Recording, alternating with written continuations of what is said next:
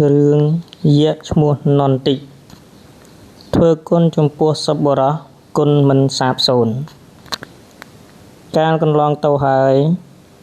មានព្រះរាជាមួយព្រះអង្គសោយរាជសម្បត្តិក្នុងនគរឥន្ទបត្តៈថ្ងៃមួយព្រះរាជាបាននាំរាជសេវកាមាត្រទៅពិតព្រៃមួយកន្លែងដើម្បីចាប់ម្រឹកបានដាក់អាជ្ញាថាបើម្រឹករត់ចេញរួចចំមុខអ្នកណាត្រូវយកទោសអ្នកនោះដល់ជីវិតពេលនោះម្រឹករត់ចេញរួចចំពោះព្រះភក្ត្ររាជាក៏ដេញតាមម្រឹកនោះចូលទៅក្នុងព្រៃជ្រៅឆ្ងាយដាច់ស្រយាលតែមួយព្រះអង្គឯងម្រឹកគេចបាត់ទៅពុំអាចចាប់បានឡើយព្រះរាជាអស់សង្ឃឹមហើយស្ដេចយាងត្រឡប់មកវិញដល់ពាក់កណ្ដាលផ្លូវបានឃើញដើមជ្រៃធំមួយមានម្លប់ល្អក៏ចូលទៅសម្រាកព្រះកាយក្នុងទីនោះឯដើមជ្រៃនោះជាលំនៅរបស់នន្ទយៈដែលកាចរឹងរូសជាទីបំផុត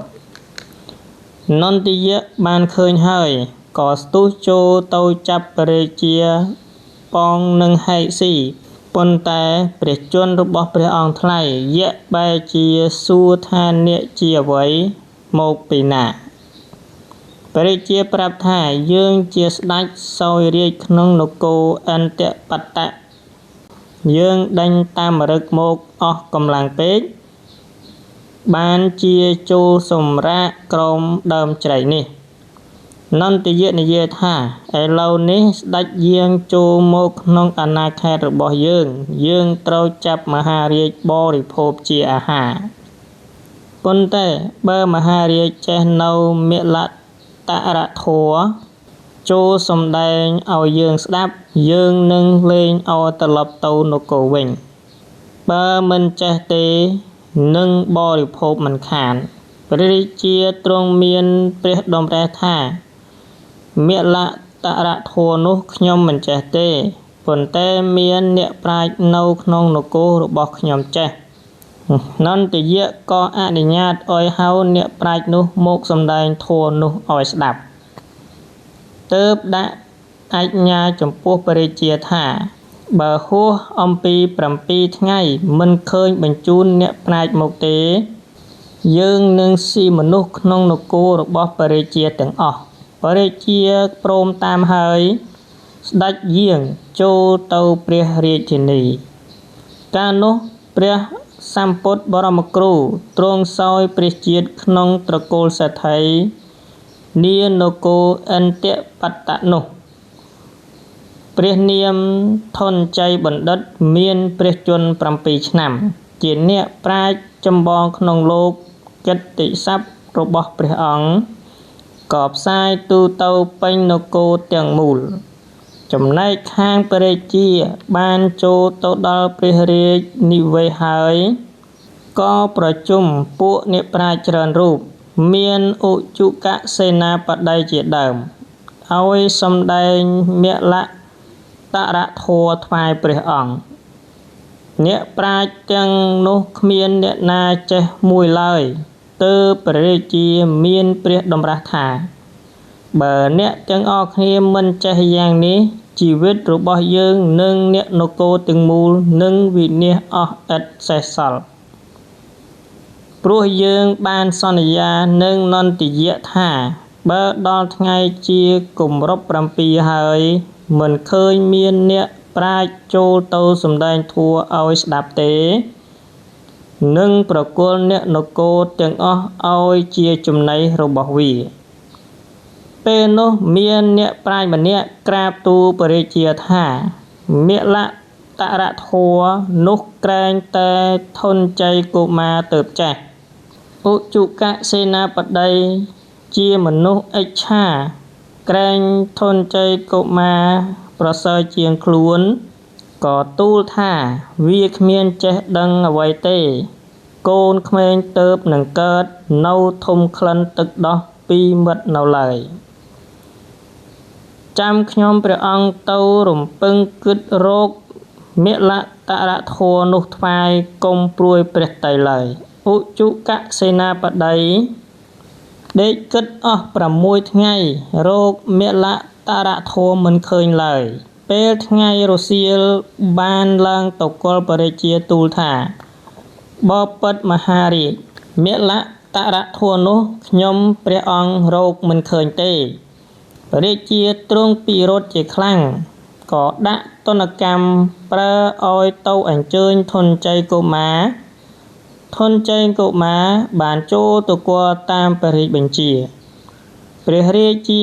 បានឃើញធនជ័យកុមារហើយក៏ត្រាស់ហៅថាមហាបណ្ឌិតអ្នកជួយដោះទុក្ខយើងផងអ្នកចេះសំដែងមេលៈតរធัวឬទេត្បិតស្អែកនេះដល់ថ្ងៃកំណត់7ថ្ងៃហើយបើរោគអ្នកប្រាជ្ញទៅសំដែងមេលៈតរធัวឲ្យនន្ទយៈស្ដាប់មិនបានទេនគរយើងនឹងវិនិច្ឆ័យអស់ឥតសេសសល់ឡើយធនជ័យកុមារបានជ្រាបហើយទូលថាខ្ញុំព្រះអង្គចេះមេលៈតរធัวគ្រប់សពទាំងបាលីនិងសេចក្តីអធិប្បាយ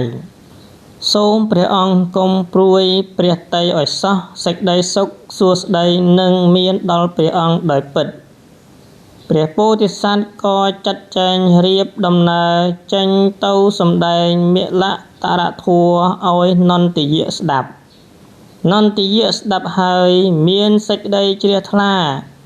បានថ្វាយខ្លួនជាកូនសិស្សរបស់ធនជ័យកុមារហើយបានបដិញ្ញានឹងធនជ័យកុមារថាបើលោកអាចារ្យមានទុក្ខយ៉ាងណាគ្រាន់តែនឹកដល់ខ្ញុំនឹងទៅជួយដើម្បីតបឧបការៈគុណចំណែកខាងព្រះរាជាព្រមទាំងមហាជនបានឃើញនន្ទយៈ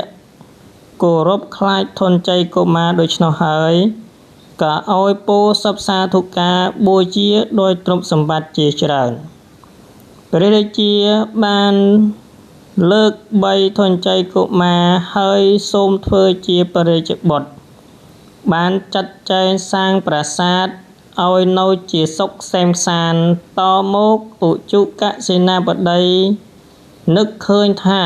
បើទុកធនជ័យកុមារនេះឲ្យរស់នៅតែបានឡើងទីជាឧបរាជក្នុងវេលាឆាប់នេះពុំខានបើដូច្នោះគូអញទូលញុះញង់ស្ដេចឲ្យសម្លាប់ចោលចេញថ្ងៃមួយឧជុកសេនាបតីចូលទៅញុះញង់ព្រះរាជាឲ្យសម្លាប់មិនយូរប៉ុន្មានព្រះរាជាក៏ដោយតាមពាក្យឧជុកសេនាបតីបានហៅធនជ័យកុមារឲ្យទៅប្រណាំងសេះជាមួយនឹងអ្នកប្រាជ្ញក្មេងៗ3នាក់មានអភយបណ្ឌិតជាដើមបានកំណត់ទីប្រណាំងចម្ងាយ3យោជន៍សេះដែលលឿនមានតែ3ប្រគល់ឲ្យអ្នកប្រាជ្ញ3នាក់ឯធនជ័យកុមារឲ្យសេះជិះដោយខ្លួនឯងហើយទ្រង់ដាក់អាជ្ញាថាបើអ្នកណាឈ្នះគេ4ដងត្រូវបានកែវមណី4ដុំឈ្នះ3ដងបាន3ដុំឈ្នះ2ដងបាន2ដុំឈ្នះម្ដងបាន1ដុំបើចាញ់នៅក្រោយគេត្រូវសម្លាប់ចោលធនជ័យកុមារបានជ្រាបហេតុនោះសពគ្រប់ហើយក្រាបទូលថាខ្ញុំព្រះអង្គរោគសេះមិនបានទេទូលព្រះបង្គំនិងរត់ប្រណាំងដោយកម្លាំងស្មងជាមួយនឹងបណ្ឌិតទាំង3ដែលជិះសេះលឿនព្រះរាជា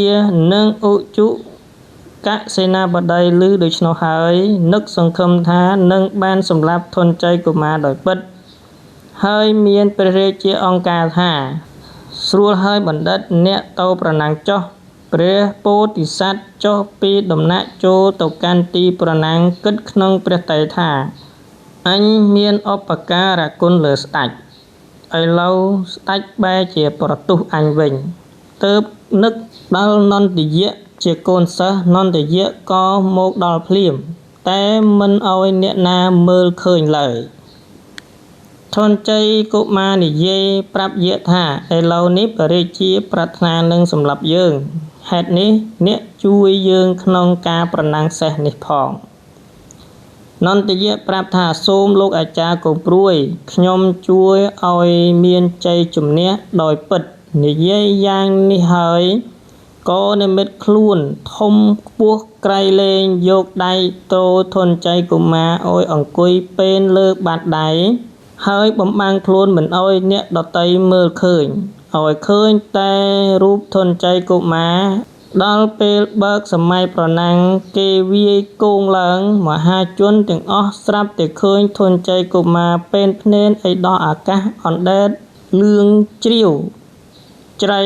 ឥតឧបមាអ្នកជិះសេះទាំង3ទើបតែទៅដល់ពាក់កណ្ដាលទីធនជ័យកុមារទៅបាន4បកយកកែវមณีអស់4ដុំអ្នកជិះសេះ3នាក់ក៏ចាញ់ធនជ័យកុមារមហាជនបានស្រែកអោយពោសពសាធុការជាខ្លាំងស្ទើរស្រុតផែនដីព្រះរាជាក៏ខានសម្លាប់ទៅថ្ងៃក្រោយមកព្រះរាជាបានប្រគល់រាជសម្បត្តិដល់ធនជ័យកុមារឲ្យសោយរាជក្នុងនគរឥន្ទបត្តៈនោះ